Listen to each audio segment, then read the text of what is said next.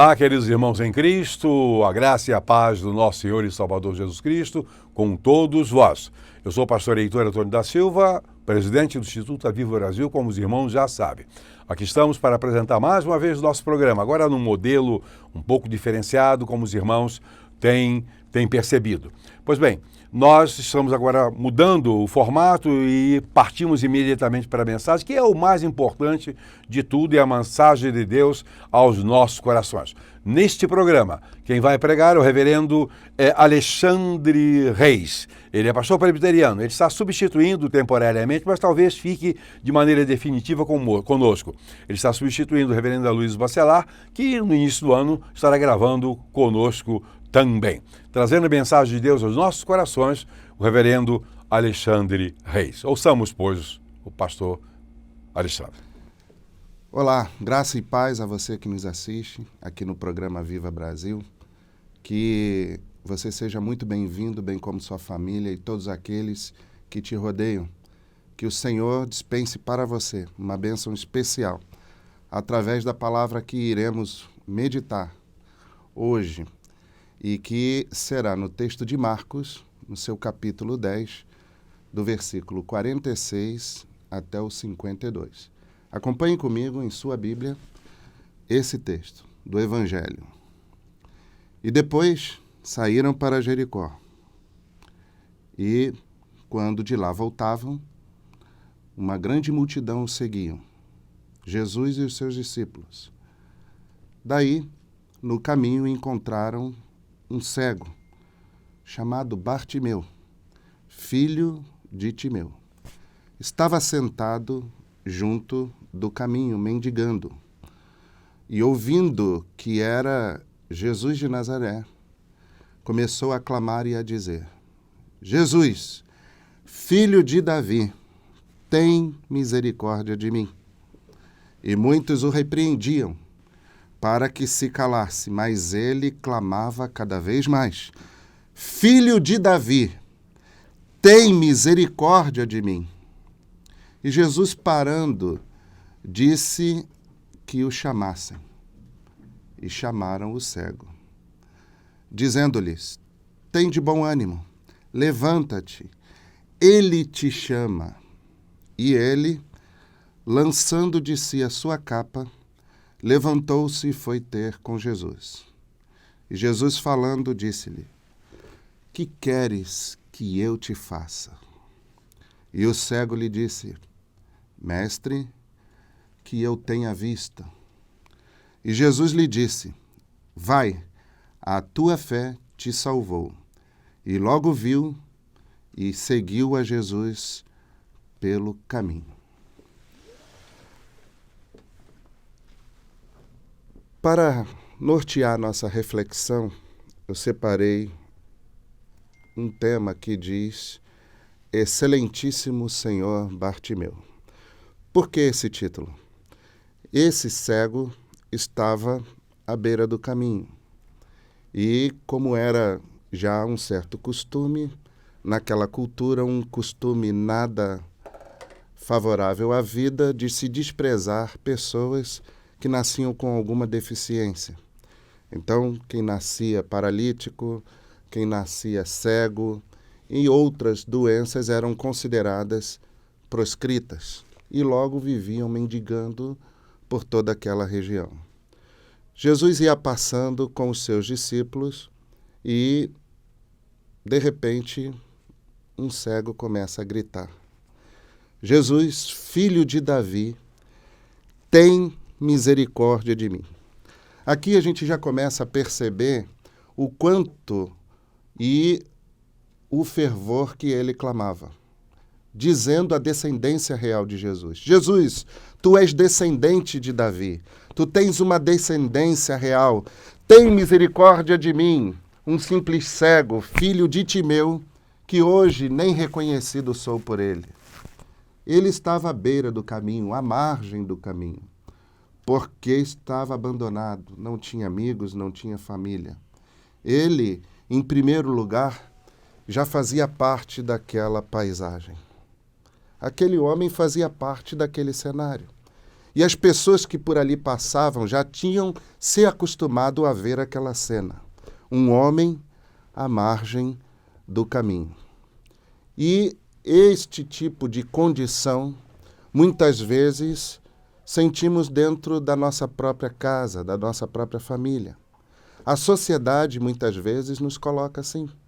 Lembro-me quando jovem, fui militar da Força Aérea Brasileira e, ao participar de muitos eventos, de muitas solenidades, a palavra de um dos seus comandantes, que por ali passavam e viam a tropa. Ele disse: daqui de cima, olhar a tropa é uma bela paisagem. Me senti como parte da paisagem. Muitas vezes as instituições nos enxergam dessa maneira, apenas como parte do cenário, como parte da paisagem. Assim como aquele cego também se sentia, por isso ele clamava: Jesus, Filho de Davi, tem misericórdia de mim. Ou seja, me tire dessa condição. Eu não suporto mais viver dessa maneira. Talvez o seu maior anseio não fosse aquele que ele pedira no final, mas sair daquela condição, ter dignidade novamente. Ser parte da paisagem não é nada fácil. Falei de uma instituição, mas muitas vezes isso acontece dentro da nossa própria casa, dentro da nossa própria família. Muitas famílias arrumam seus filhos, embelezam e querem que eles façam parte da paisagem, principalmente quando vão receber uma visita, gente importante, ou quando quer mostrar alguma condição especial para aqueles que assim chegam. Não é nada fácil ser parte da paisagem. Mas aquele homem assim o era. As pessoas que por ali passavam já haviam acostumado a viver olhando aquele homem sempre à margem do caminho. Notem bem que o texto frisa bem essa questão, à margem do caminho. Uma segunda condição para aquele homem que nós podemos imaginar é que ele também servia de descargo de consciência. Muitas pessoas que por ali passavam, ao observar aquela cena, davam alguma esmola para ele, para talvez se sentir melhor, se sentir livre de certas culpas. Me lembro bem quando, na ocasião da Rio 92, um evento muito importante que aconteceu no Brasil, e em especial no Rio de Janeiro, a prefeitura mandou recolher todos os mendigos por onde passariam as comitivas e todos que por ali chegassem para aquele grande evento. Muitos moradores de rua, transeuntes, foram retirados e levados para um abrigo. À primeira vista, parecia ser uma atitude muito nobre, que aquelas pessoas teriam onde ficar, talvez o que comer, de onde se abrigar do frio, da chuva, do sol. Mas não era bem essa a intenção. Eles queriam, ao contrário do que falamos no primeiro tópico, queriam mudar aquela paisagem, queriam deixar a paisagem mais interessante de ser vista. A paisagem de uma cidade desenvolvida, o que por trás dos bastidores nós bem sabemos que não está assim. Nunca foi e ainda não é assim. E o que mais chama atenção é que foi publicado no jornal de então que um grupo de mulheres que faziam caridade na região central do Rio de Janeiro reclamaram, porque não havia mais mendigos para dar esmolas. Logo se nota que a intenção do coração dessas pessoas não é promover a vida, não é o amor ao próximo, mas sim um fator de autoabsorvição de suas culpas, seus pecados. Quando se publica uma notícia como essas, alguns acham graça, mas não há nada de engraçado nisso, porque há vidas, né, sendo consideradas como apenas um objeto de descargo de consciência. Num terceiro momento, aquele homem também poderia ser visto como a lata do lixo. Todo grupo tem sua lata do lixo. Tem aquele que leva a culpa pelos outros. Tem aquele que sofre de todas as formas a maldade do grupo, da sociedade. Isso é a realidade humana. certamente não é a vontade de Deus. Aquele homem também sentia em sua pele todo o lixo produzido pela sociedade que o cercava. Mas com Jesus foi diferente. Naquele dia, aquele homem teve um encontro maravilhoso. Partiu de si a atitude de buscar e de clamar por Jesus, que tinha uma descendência real, filho de Davi. Em outras palavras, se me permitem uma releitura, ele poderia estar dizendo: Jesus, filho de Davi, de uma descendência real, tem misericórdia de mim, que sou apenas um filho de Timeu, que me abandonou. Aquele homem carregava o nome de seu pai, no seu próprio nome.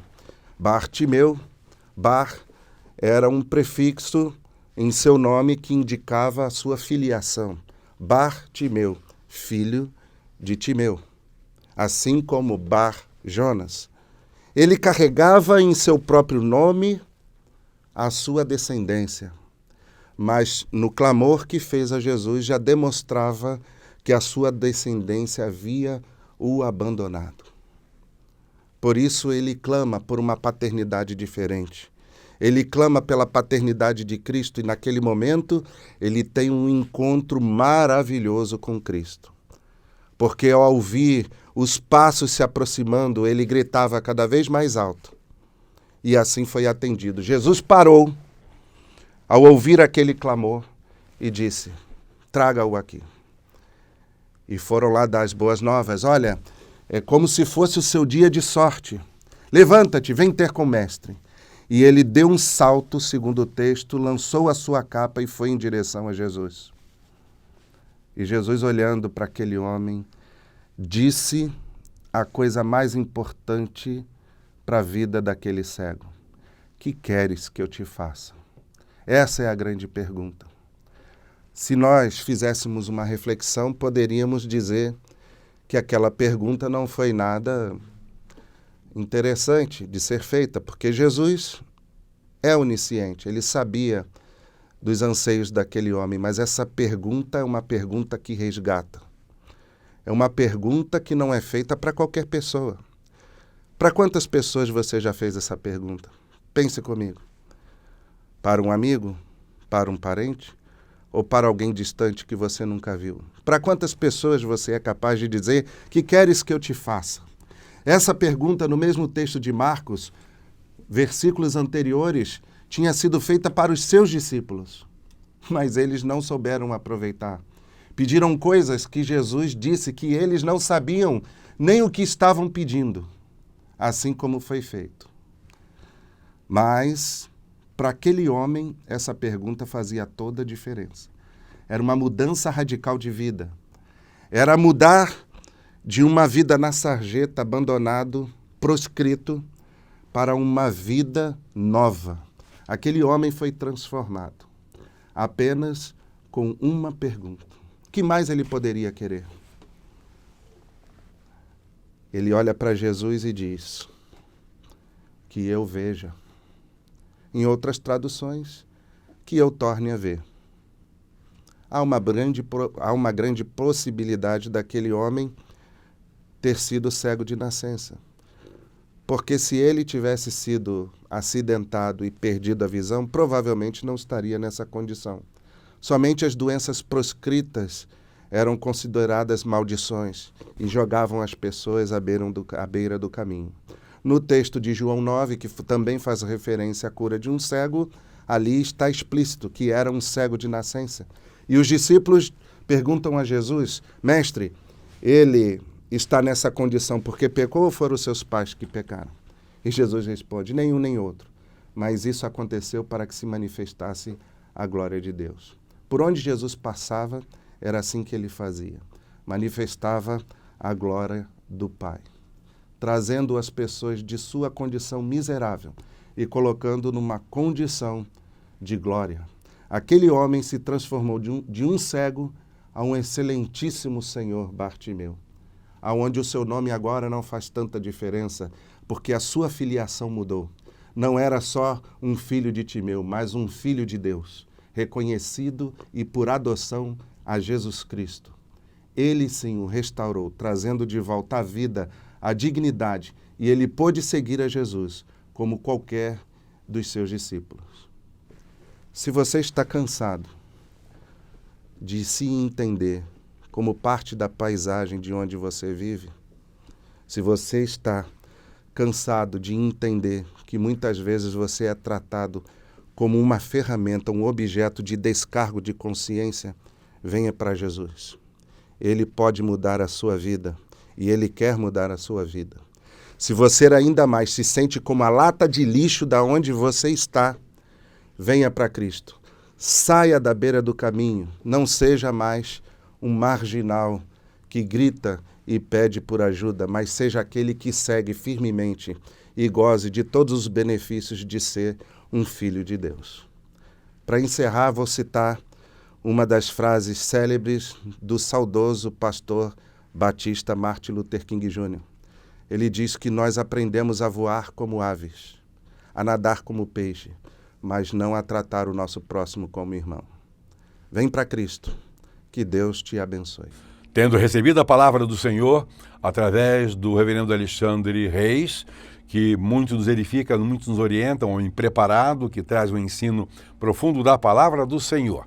Queremos continuar pedindo pela divulgação. Divulguem, informem, anunciem, façam valer a tecnologia hoje para ampliar o número de assistentes. E quero insistir com os irmãos para que orem por nós, pelos pregadores, pelos técnicos, pelo sistema financeiro que nós temos dando suporte até agora, e orem sobretudo para que nós possamos entrar na TV aberta aí pelo início do ano, abril, quem sabe, com essa programação. Sabemos que é uma coisa muito cara, mas Deus é dono do ouro, da prata. A Bíblia diz que do Senhor é a terra e a sua plenitude, o mundo e aqueles que nele habitam. Não vai faltar recursos da parte de Deus. Portanto, até a próxima sexta-feira com o programa Viva Brasil, no avivabr.com.br.